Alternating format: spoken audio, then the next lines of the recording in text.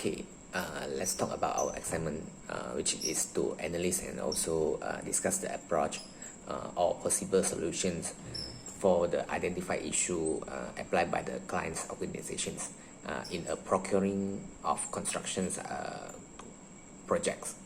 Okay, below is the background for the projects, which is the client is from Eco Property, and the project title is Proposed Construction and Complete of a mixed development, which is for 3 towers or residential, hotels, office, and include the site railings, roads, and the bridge, services and utilities, and also the malls, shops, schools, and recreation areas.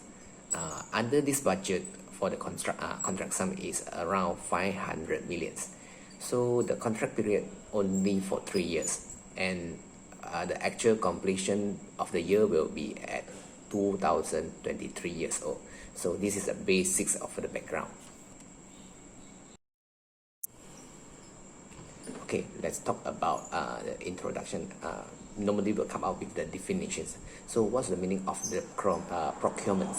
So the procurement comes from the words of procuring, which means to bring about and to acquire, whereas the method is about organized method, technique, process, or procedure. So on any buildings projects, it's virtually important to choose the best method of procuring the construction works.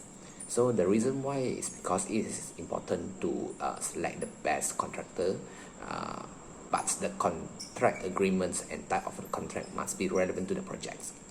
So for the client side, they have to identify the nature and the scope of work proposed, how the risk is being apportioned, how and where is the responsibility for design is to be placed, how the works will coordinate, and what's the time and price is the basic support of the contract.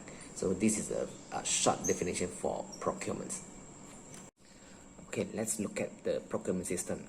How many procurement systems apply or used in this construction industry in Malaysia? Actually, we have 4. So what is the 4 type of the procurement system? Let's talk about it. The first one is about traditional. The second one is about design and build. The third one is about construction management method. And the fourth one is about management contracting method. So what is the factor to select the characteristic of procurement strategy? Basically, we have 6 plus 1. So let's try to discuss about it.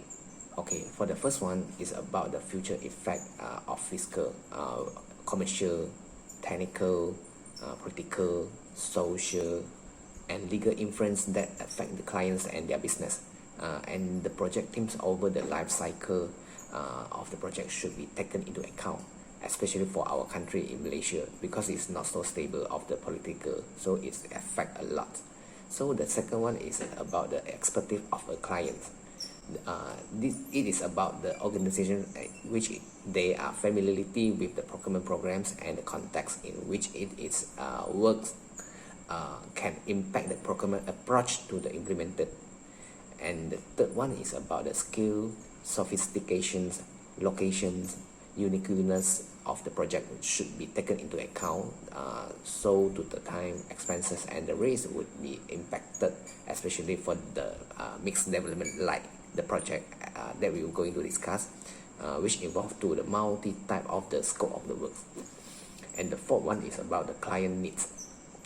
Most popularly, preferably be defined in the early stage of the project. This is not always practicable. Technology changes can result in the changes to a project being implemented. So the scope shift inevitably result in increased cost, time, especially during the buildings. So the fifth one is about the considering that there is a gap from the original estimation of when tenders are received, and then the evaluation of the needs of for the price certainty by the client should be conducted. The degree to which the concept is complete would impact the expenses more often at the moment. So within the specific time, most projects are needed. So sufficient design time must be allowed, especially if for pre-construction design is necessary. It's important to obtain assurance from the construction team about the tools available for the projects. So planning approval can affect the project's development. Hi, my name is Nora Nabti Mahat. Today I will present to you a big why management contractor is the best option that choose by our group. At first, we see the nature of the project and the scope of work. We already know this is a high-rise project, got a few residential area, hotel, and a few recreation park. The next is this procurement going to be help us on any changes during construction. The next is assessment on risk, how we manage the risk, how we tackle the risk in future when we use this kind of management of when we use this kind of procurement. The next is on cost on money, as we already know that's the most important thing on construction side. Okay, we talk about management contracting. What is management contracting? Management contracting is procurement methods usually we use for the large and a complex. We use on the large and a complex project. By using this procurement, you already know method client can be reduce their risk and transfer management responsibility to several contractor. Achieved by overlapping design, preparation of tender document and possession. The next is the management contractor appointed by client at the earlier of design process. The next is this procurement practice in which the work is constructed by several different works contractor who are contracted to management contractor. The management contractor is responsible to the management of the works, which is divided into separate trades, depends on our few types of building, which already tendered by trade contractor. The selected trade contractors are taken by the management contractor, who is responsible for managing them and particularly the ability to meet quality and program targets. The next is the advantage of this, why we choose this type of procurement. The first is the client risk. We already know that everything got a risk, but on this type the client risk is minimal and requirement number of staff as a consultant is minimum compared to the project scale. The next is contractor will involve in early stage of the project. They know early what they're going to construct, then what they're going to go through after this. And management contractor will give their opinion, input to reduce the project risk. Their involvement on the contractor involvement at the early stage. The next is management contract's opinion and input regarding the material and design will ensure design flexibility. And the next is, most importantly, is once management contractor fail others and deliver their best in output, and the project will be moved forward. And the procurement we are proposed for the alternative is traditional procurement. There's no procurement to offer the best solution for all circumstances. Each method may be ideal for some of the client priorities, but less appropriate for others. But we are proposed to the traditional procurement routes, which is consultant. The procedure is one: at the first, consultant appoint for design, and the secondly, consultant appoint for the cost control, and the main contractor selected for the works. That's on will be conducted by consultant, by the client consultant, and the next stage is for the main contractor. As we see the contract traditional routes, the client is the leader on this, which is they hire the consultant and architect, which is the architect will be handle the main contractor. On main contractor below the main contractor, they got a few subcon like NSC, and then the supplier and the subcontractor all conduct by the main contractor. And we go for the traditional procurement routes on advantage. Why this is the best alternative? We already know the traditional procurement is already practiced in Malaysia. It's the most common practice. That's usually the procurement, the best procurement that we already know. We already practiced for this long time, but we believe in this few years is the fast track building, fast track construction need to done early. So we practice for the construction management and the management construction. So the next is the advantage of the traditional procurement is on the lump sum cost. We already know the best contract price we can have because they got a bid price. So the firm completion dates, if because they got an agreement, either commencement date and the completion dates. If you don't we don't complete on the actual dates, it will be got example as LAD. And then the next is variation and contract change are identifiable. If any VO, like we can know variation and contract changes based on procurement rules will need to approve by the client side. In construction project, there are few types form of contract which cover management types of contract. Thus, we will advise our client to use PAM contract 2000 seat with quantity as a basis. PAM contract is suitable for private projects and traditional contract, and some modification on roles and responsibility of the parties are introduced to this contract. Management contractor in this contract known as employer and architect, and work packages contractor as a builder for construction work. Management contractor obligation. Employer will pay the work packages contractor such sum as agreed within the contract document. Also, management contractor has the responsibility as architect in PAM 2000C, who instruct and issue certificate to the work packages contractors.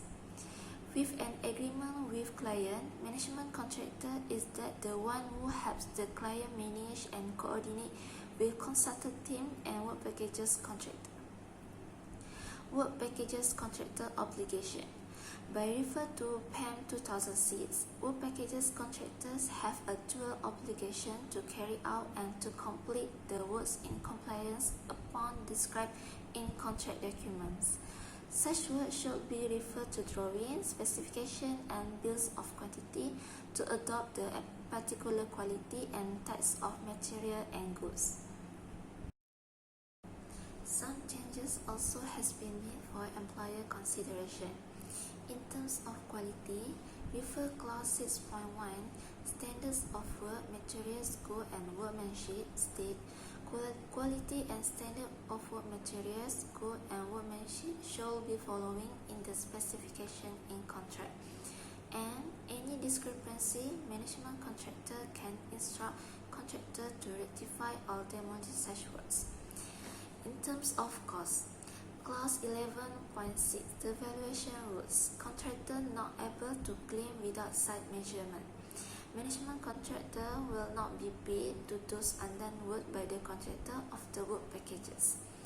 In addition, Clause 30, payment and certificate explain that in order to meet a successful work package claim, the contractor shall prepare a payment application with all the details to the management contractor. If work contractor fails to submit application to claim, management contractor has right to not issuing interim certificate and verify such works. The retention fund referred to clause 30.5 is intended to protect the employer against specific defaults of the contractor by holding an amount of money if the event of default arises. And lastly, in terms of time, clause 33, extension of time, is to protect the employer from the risk of delay in time. Management contractor has right to consider or reject work contractor application of extension of time. And by amending clause 33.c, contractor to prevent delay, it is work contractor obligation to prevent and to reduce delay. For example, the contractor work packages could propose a number of ways to prevent delays on the part of the relevant parties by notification to the managing contractor. In very construction project, by its nature, involves certain unavoidable risks that might arise along the project process.